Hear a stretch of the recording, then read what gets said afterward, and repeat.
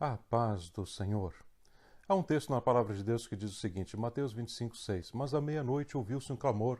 Aí vem o esposo, saí-lhe ao encontro. Estamos vivendo um momento de grande expectativa no mundo. Os sinais para a segunda vinda de Cristo estão se tornando cada vez mais iminentes, mais reais, mais penetrantes. Muito tem se falado nas últimas semanas sobre o acordo de paz de Israel com as outras nações árabes. E a pergunta que muitas vezes é feita é esta: nós estamos vivendo o início do fim? Dentro da teologia cristã existem divergências sobre quando será o arrebatamento. Alguns dizem que será antes do anticristo se manifestar, cerca de 7 anos antes. Outros dizem que será apenas antes da grande tribulação, ou seja, 3 anos e meio. E outros dizem que sequer haverá um arrebatamento, e sim apenas a segunda vinda de Cristo. Dentro da teologia judaica, a visão já muda, ela é bem diferente. Há um entendimento por parte deles que já estamos na primeira parte dos 7 anos e que o Armagedon está previsto para 2023. Outros ainda, dentro da mesma teologia judaica, afirmam que este é o último ano que Israel passará sem ter o Messias, ou seja, ainda este ano, o ano de 2020, ou no máximo o próximo ano, o anticristo irá se manifestar trazendo paz a Israel.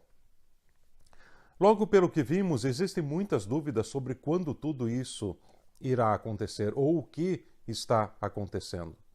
Tenho, no entanto, como minha opinião que ainda faltam alguns pequenos detalhes para que tudo aconteça.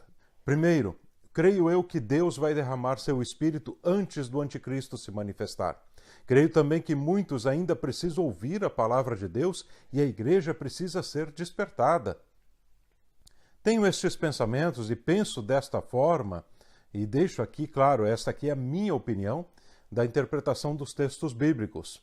Porque na parábola das 10 virgens, nos mostra uma coisa bastante curiosa sobre a igreja e sobre a chegada do noivo.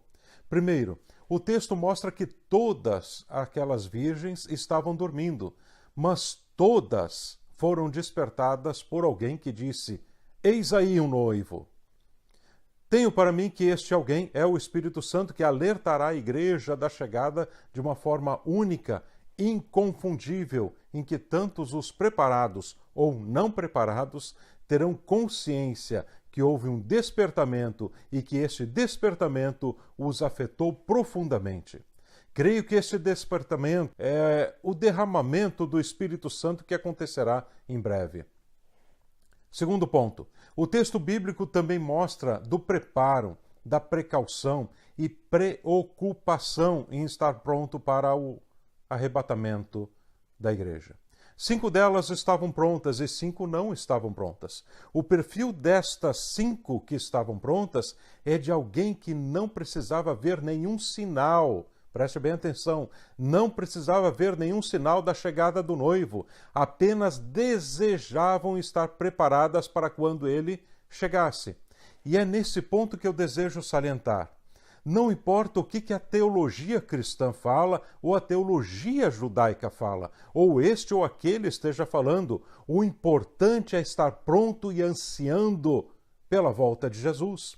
Paulo escreve, aguardando a bendita esperança, em Romanos 8:23, e não só ela, mas nós mesmos, que temos as primícias do Espírito, também gememos em nós mesmos esperando a adoção, a saber, a redenção do nosso corpo. Paulo escreve a Tito no capítulo 2, verso 13, aguardando a bem-aventurada esperança e o aparecimento da glória do grande Deus e nosso Salvador, Jesus Cristo. Tiago escreve no capítulo 5 e verso 7, sede, pois, irmãos, pacientes até a vinda do Senhor. Eis que o lavrador espera o precioso fruto da terra, aguardando-o com paciência até que receba a chuva temporã e a chuva serôdia. Pedro também nos alerta e escreve em segunda carta de Pedro, capítulo 3, verso 12, aguardando e apressando-vos para a vinda do dia de Deus, em que os céus em fogo se desfarão e os elementos ardendo se fundirão. Estar aguardando com desejo de logo ser arrebatado é a melhor coisa que você e eu podemos fazer em relação à volta de Jesus. Muitos crentes nos dias de hoje correm para tentar descobrir mais evidências sobre o dia, sobre a hora, sobre o momento do arrebatamento. Vai ser agora, vai ser ano que vem, vai ser isso, vai ser aquilo. Muitos estão fazendo estudos e grandes conferências sobre a volta de Jesus e o povo em geral, em alarme, vai em quantidade para melhor entender o momento que estamos vivendo. E não tem nada de errado nisso, é interessante e é importante estudarmos a palavra de Deus. No entanto, tudo o que precisamos para realmente sermos arrebatados é estarmos prontos. Jesus não vai perguntar se você é um graduado em arrebatamento ou em escatologia bíblica, ou se participou de muitos seminários sobre a volta de Jesus, sobre os sinais dos tempos. Jesus somente quer saber se a sua lâmpada está acesa, indicando que você está pronto, que você está preparado. Aleluia! Lâmpada acesa indica comunhão com Deus, comunhão com o Espírito Santo, comunhão com Jesus. A lâmpada apagada mostra desleixo, falta de interesse, mostra que não estão preocupados com os acontecimentos e com a volta de Jesus. E muitos crentes estão exatamente assim. Vivem apenas uma vida de religião, mas não de um relacionamento com Jesus. Não têm vida nem esperança de melhora. Estão porque estão. Nada mais do que isso, vivendo apenas para o passar das horas, sem nada de desejo de mudança, muito menos de ir com o noivo, de ser arrebatado, de subir no dia do arrebatamento. Estão nas igrejas, sabem que o noivo vai chegar, mas não estão interessados em preparação. Não têm preocupação com as suas vidas espirituais. Eles não têm o selo da promessa. Eles nunca nasceram de novo. Brincam com as coisas de Deus como uma criança. Brinca com seus brinquedos sem ter cuidado com aqueles brinquedinhos que ali tem. Vive uma vida religiosa e de igreja, apenas isso, sem pensar que tudo pode mudar. E tudo vai mudar a qualquer momento. Pode ter certeza disso. Creio que Deus vai trazer um despertamento muito rápido para a igreja antes do arrebatamento. Digo, será rápido mesmo, mas o suficiente para fazer com que a igreja ainda faça o que tem de fazer neste mundo, cumprir a sua missão, a missão da igreja, antes da chegada do noivo. A Bíblia diz que todas as 10 virgens dormiam. A igreja dorme hoje. Há até mesmo um clamor por uma nova reforma, pois a direção da igreja como um todo foi perdida. Heresias e apostasias têm surgido, escândalos acontecem por toda parte, quase todos os dias, frieza espiritual tem entrado nas igrejas, líderes têm perdido a visão, igrejas que um dia foram fornalhas nas mãos de um Deus vivo, hoje são congeladores nas mãos de homens mortos. É duro falar assim, mas é a realidade.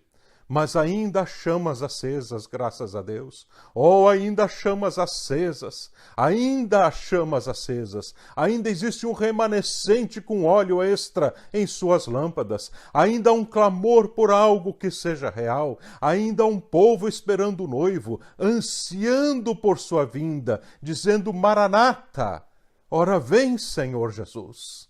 Glória a Deus. E antes do arrebatamento, creio que virá um vento. O vento do Espírito Santo virá.